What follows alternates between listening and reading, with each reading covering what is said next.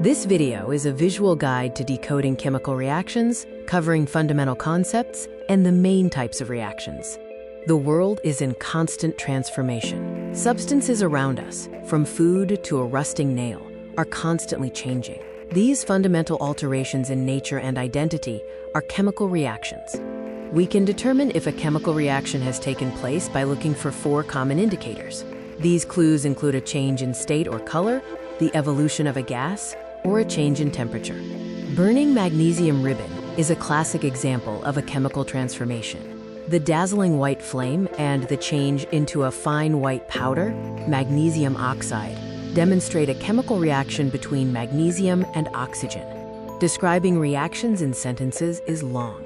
Instead, we can use a word equation, like magnesium plus oxygen right-pointing arrow magnesium oxide, to precisely separate the initial reactants from the new products formed. To make equations more concise and universal, we replace words with chemical formulas. This forms a quote skeletal chemical equation, such as Mg plus O2 right-pointing arrow magnesium oxide, which uses fundamental symbols but is not yet balanced. The law of conservation of mass states that mass cannot be created nor destroyed in a chemical reaction.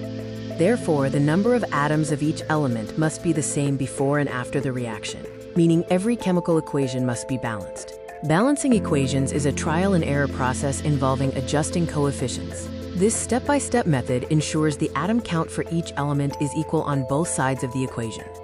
To add precision, we can specify the physical state of each substance using symbols: S for solid, L for liquid, G for gas, and AQ for aqueous. We can also indicate reaction conditions, like pressure or temperature, above the arrow. Chemical reactions follow predictable patterns. By recognizing these 5 fundamental types of reactions, we can better understand and predict how substances will interact. Pattern 1 is the combination reaction, where 2 or more substances combine to form a single, more complex product. Many of these reactions, like the slaking of lime, release heat and are called exothermic reactions. Pattern 2 is the decomposition reaction, the opposite of combination. A single compound breaks down into simpler substances. These endothermic reactions require an input of energy, which can be heat, light, or electricity.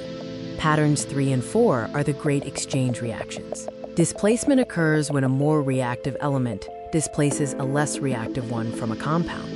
Double displacement involves 2 compounds exchanging ions to form 2 new compounds, often creating a precipitate. Pattern 5 is oxidation and reduction, or redox, reactions. Oxidation is the gain of oxygen, and reduction is the loss of oxygen. These 2 processes always happen together, as seen in the story of copper's transformation.